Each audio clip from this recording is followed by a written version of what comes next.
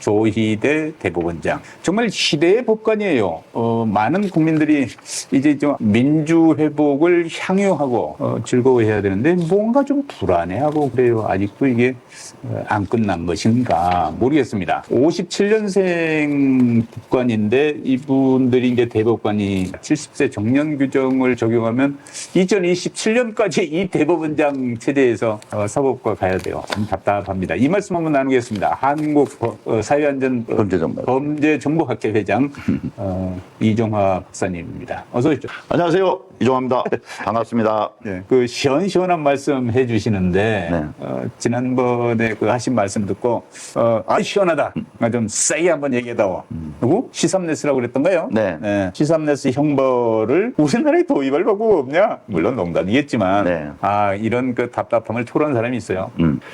그 조희대 대법원장이 지금 대한민국의 사법부의 그 총수로 있습니다. 이건 뭐 총수라고 해야 돼요. 대법원장이 아니고 뭐 총재라고 해도 좋고 총수라 해도 좋고 뭐 수반이라고 해도 좋습니다. 이 사법부 수반이라고 해야 될 것 같아요. 내보니까 그 정도로 이 대법원에서 법원 조직 전체를 줄을 세워가지고 이 사단장이 이병까지 줄 세우듯이 그렇게 탁 줄을 세워가지고 어떻게 그 고개를 쳐들지 못하게 하는 그런 체제로 되어 있다고 들었어요. 저는. 그런 상황이 돼서 그런지 몰라도 이번에 이 조희대 대법원장이 이 대한민국에서 가장 중요한 행사는 선거입니다. 그것도 대선. 대선에서 누구를 뽑느냐 하는 것은 이것은 아주 중요한데 사법 테러를 한 거라고는 봅니다. 이것은 단순하게 한결이 아니라 사법 테러. 그 전에 2024년 1월 초에 이 가덕도에서 김진성 씨가 칼로 테러를 가다가 실패를 했어요. 그러다가 두 번째 테러는 이 계엄 테러입니다. 계엄 테러를 해가지고 실패를 했어. 그러고 나니까 이 조희대 대법원장이 사법 테러를 한 겁니다. 이 우리 대한민국에는 정치 테러범이 없어요. 법률로 정해져 있지 않습니다. 사법 테러를 했어요. 사법 테러. 그렇게 해서 사법 테러를 해가지고 정리되면 누가 됩니까? 한덕수가 대통령이 됐겠죠. 그것도 누구였죠? 김문수가 됐거나 뭐 했겠죠. 그랬으면은 이제 모든 질서는 다시 옛날로 회귀를 하게 됩니다. 그렇게 되는 건데 이 사법 테러를 하는 조희대 대법원장 지금 이 자리에서 그대로 있어야 되나 저는 물러서야 된다고 생각합니다. 본인의 명예를 위해서도 물러나야 되는 거지. 나중에 제가 봤을 때 1호방 윤석열, 2호방 김건희, 3호방 조희대 이렇게 안 된다고 누가 보장을 하겠습니까? 이것을 꼭 방지하기 위해서라도 본인이 명예롭게 물러났을 때 이것은 좋을 것이다 이렇게 생각합니다. 그리고 지기현은 빨리 지가 알아서 기어서 내려와서 잘못했습니다 연출을 해야 됩니다. 지기현, 지 말 그대로입니다. 온 국민이 이제 똑똑하게 기억하고 있는 이재명 공직선거법 그 상고심 사법 판결 문제는 배당 전의 심리를 지정하고 배당 당일날 전원 합의부에 회부하고 하는 그런 문제들이 도대체 상상도 못할 일이 벌어졌는데도 단 한 말도 석연하게 해명을 못하고 있어요 지금. 이거 사법 쿠데타가 분명하다고 하는 것들이 국민의 뜻이고 여기 책임을 져라. 또 이게 이제 뭘로 나타났습니까? 국회 청문회 출석해서 한번 얘기해보자. 근데 이걸 또 거부하고 위법이에요. 그거보다도 우리가 이제 잊어먹고 있었는데 2023년 11월에 수원지방법원에서 이재명 대표에게 김문기 처장과 골프를 치지 않았다. 바른 그 한마디 때문에 징역 1년과 집행유예 2년을 선고했습니다. 그 말 한마디가 그렇게 무서운 형벌입니까? 이것은 1심에서 이렇게 나오면 2심에서는 최소한 벌금 100만 원 이상을 때리게 되는 거거든요. 이거 자체도 이해가 안 되는 거고. 그래서 이제 다행히 항소심 판결에서 이 발언의 대부분을 무죄로 했지 않습니까? 그 단체로 찍은 것은 골프 사진을 입증할 수 없다. 그러면서 정치적 발언을 허위사실 공표를 볼 수 없다고 판단하면서 무죄를 했는데 이것을 대법원에서 그냥 유죄 취지로 해서 다시 고법으로 내려보냈잖아요. 이게 이 법원조직법 제16조 사건 배당은 합리적 공정하게 해야 하며 임의적 전원합의제 해부는 권한남용에 된다고 그러더라고요. 즉 대법원장은 소부에서 충분히 다룰 수 있는 사건을 전원합의체로 해부하여 사법부 독립성을 스스로 침해하고 정치적 편향을 드러냈다 이렇게 했는데 이게 재밌는 게 있더라고요. 2018년도에 그 전원합의체 관련한 내규를 만들었더라고요. 여기에서는 그냥 무조건 다 그 전원합의로 넘기는 게 아니더라고요. 그게 그걸 넘기려고 그러면은 그 아주 엄격한 그 내규에 의해서 규제를 받고 있더라고요. 근데 여기는 그러한 것을 전혀 무시하고 넘어갔어요.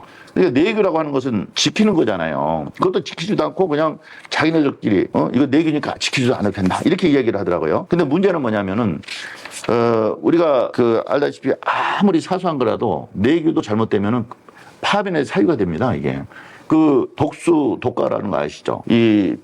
증거를 수집할 때 합법적으로 수집하지 않으면은 그것은 증거로서 인정하지 않잖아요. 네, 그렇죠. 그와 마찬가지로 아무리 이 칼이 범죄 도구로 사용했다 할지라도 그걸 불법적으로 그 증거를 수집했으면은 그걸 갖다가 범죄 증거로 인정하지 않는 거. 뻔히 알면서도 그렇게 하는 거. 그만큼 중요한 거 아닙니까? 규칙이라는 거. 네. 근데 제일 먼저 지켜야 할 그러한 대법원에서 이 전원 합의체 심리 절차에 관한 내규 2018년에 됐어요. 이걸 갖다가 지키질 않았습니다. 여기는 판례를 변경하고 중요 법리를 통일하고 부관의 의견 불일치 등 중대한 쟁점에 한해서 이걸 하라고 돼 있어요. 근데 지금 이게 뭐가 그렇게 판례를 변경할 것도 아니고 뭐가 이렇게 중대한 쟁점이 되는 겁니까? 이것은 정치적으로 선거에 개입하는 데 있어서는 중대한 결정사항이에요. 왜? 나오지 말아야 할 사람이 나오잖아요. 선거 개입이라는 거예요. 선거 개입. 그래서 이 사람들이 이걸 한 거고, 그 다음에 또 뭐냐면, 상고심 있잖아요. 여기는 사실심을 존중해야 돼요. 1심과 2심. 물론이죠. 근데, 그리고 이 대법원은 법률심으로서 이게 과연 제대로 법조문이 적용됐냐, 안 됐냐, 요걸 봐야 되는데, 이 하급심의 사실 판단을 했습니다. 네. 사실 판단을 하려고 그러면 나와 있는 증거물들 있잖아요. 그걸 다 다시 봐야 돼요. 그러면서 하나하나 꼼꼼히 봐야 되거든요. 빛의 속도를 하루에 다 본 거죠. 빛의 속도도요, 어둠 속에 창고에 있으면 못 봐요. 그렇지. 2만 페이지가 넘는데 그렇게 뭐. 못 봅니다. 근데 그걸 갖다가 밑에 사람이 해주고만 보고 봤다? 아니, 그러면 뭐 하려고 있어요, 그 사람들이. 그러게. 밑에 사람 하고 하면은 아예 AI로 하든가 아니면은 그 밑에 있는 법원 연구관들이 다 하면 되지. 말도 안 되는 처음에는 자기네들이 다 했다 그러잖아요. 로고 기록도 안 내. 그리고 또 재밌는 게, 요새 서영교 의원이 말한 가장 핫한 거, 사인 회동설 있잖아요. 이거 관련해가지고, 조희대하고 한덕수가 만났느냐. 네. 이걸 하려고 하니까, 자, 그럼 둘이 차량 운행 기록지를 내라. 했는데, 대법원에서는 대법까지 차량 운행 기록지를 작성을 안 하고 있다고 답변이 났대요.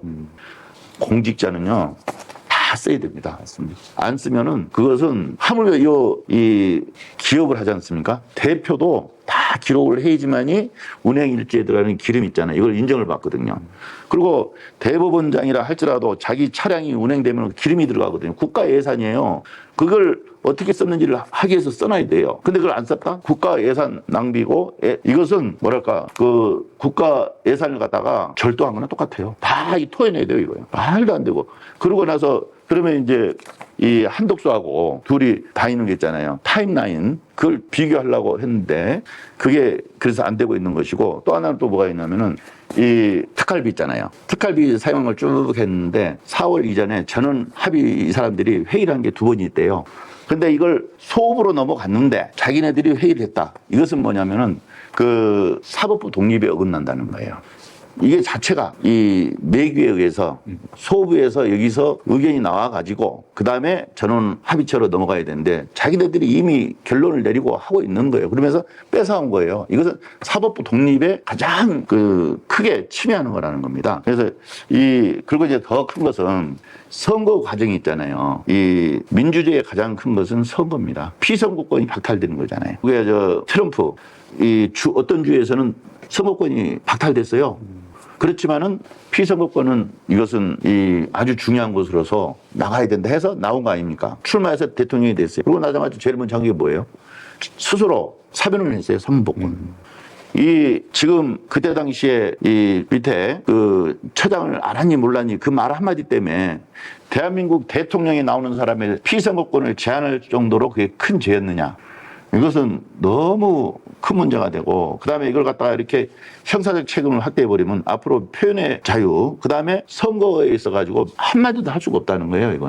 이런 걸로 인해 가지고 이 대한민국의 정치 발전에 있어 가지고 이것은 후퇴도 1940년대로 후퇴시켜 버리는 거예요, 이게. 이 사법부라고 하는 것이 그 시대의 상을 담지를 못하고 과거로 하면서 옛날 이 군부 독재 시대에 이제는 검찰 독재 시대의 한여가 되는 거예요. 그 윤석열이가 판사들 이 비리 데이터를 갖고 있었잖아요. 캐비넷에. 거기에 전부 다 코가 낀 것 같아요. 저 생각. 그렇지 않고서 이런 일이 있을 수 있어요. 그렇게 대법원장을 탄핵할 수 있을까요? 저는 이게 지기현 판사 있죠. 네.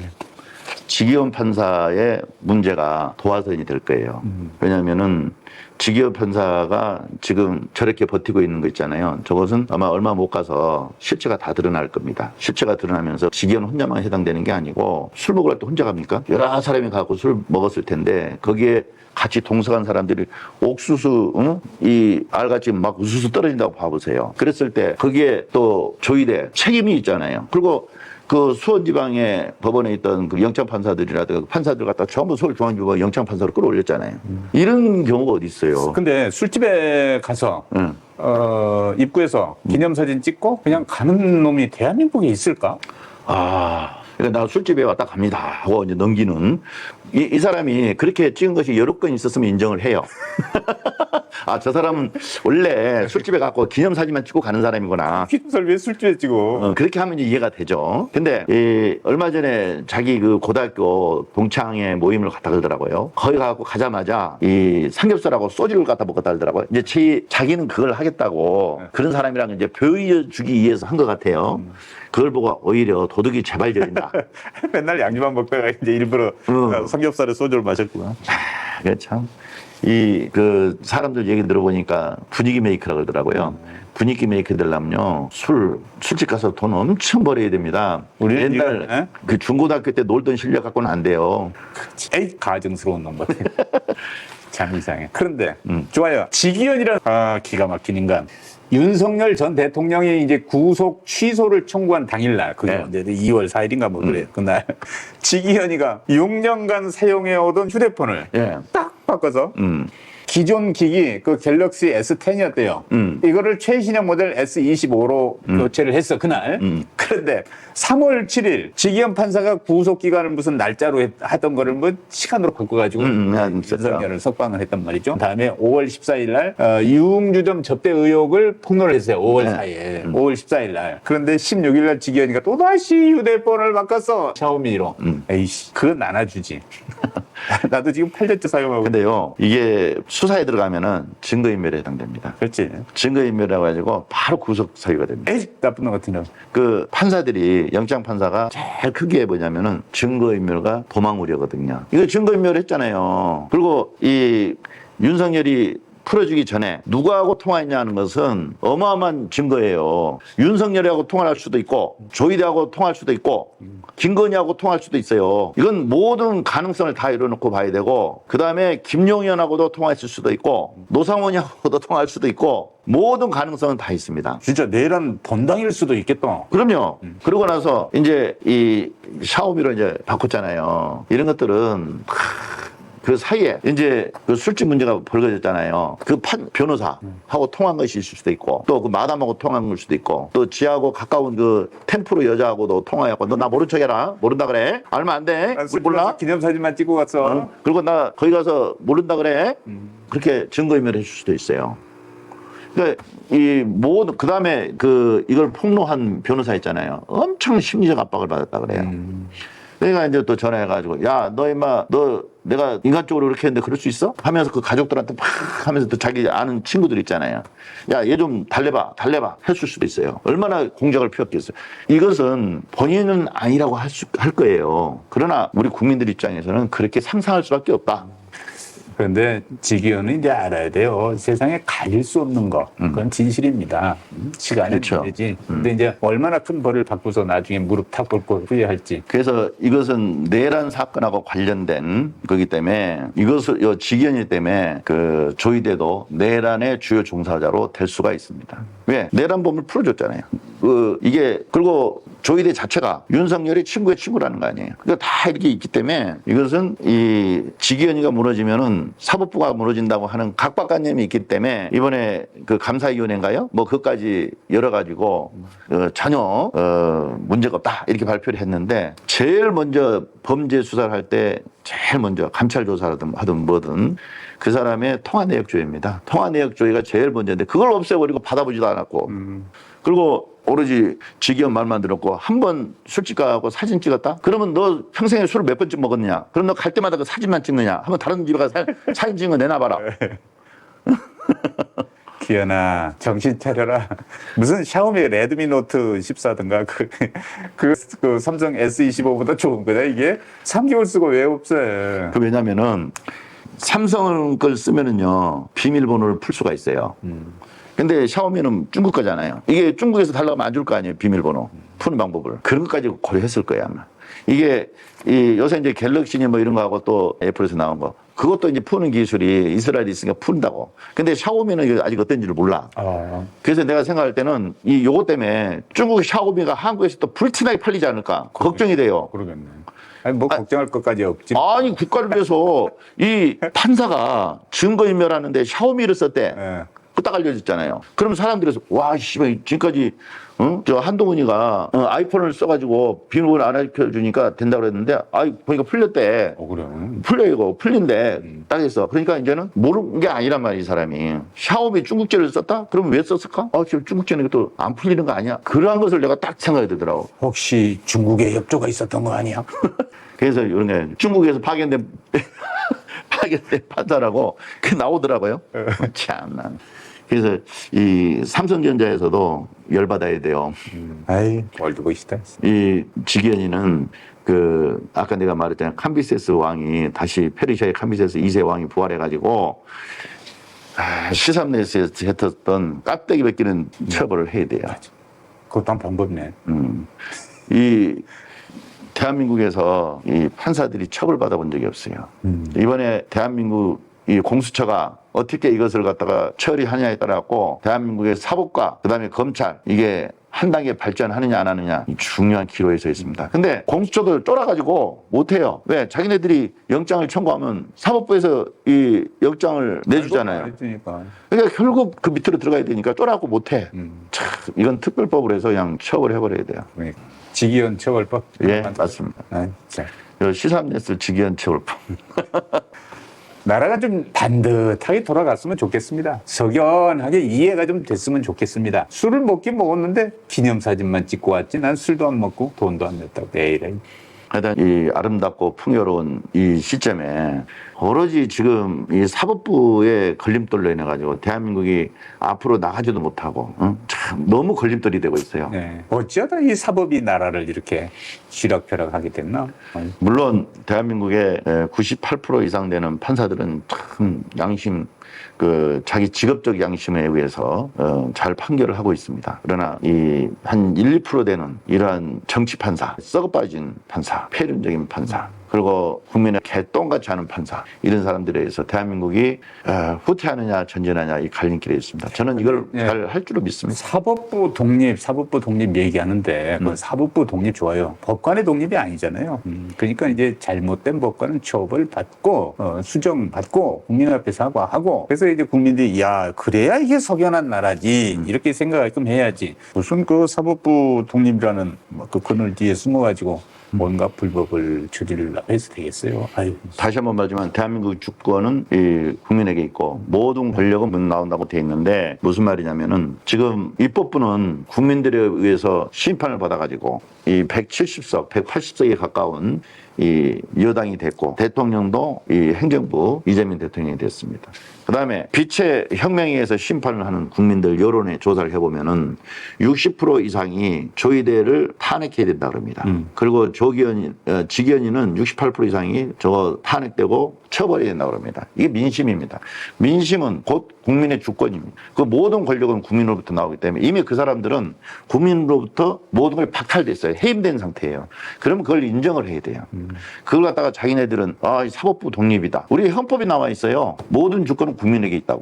그리고 모든 권력은 국민으로 나온다고 돼 있습니다. 국민들이 그걸 이미 해임을 했어요. 그러면은 그에 대해서 겸허하게 받아들이고 나와야 됩니다. 무슨 놈의 그 천대엽인가요? 나와가지고 얼토당토 않는 말을 갖다가 해서 국민들로 그러면 더 이 화를 나요. 천대엽 행정처장을 상당히 좋아했어요.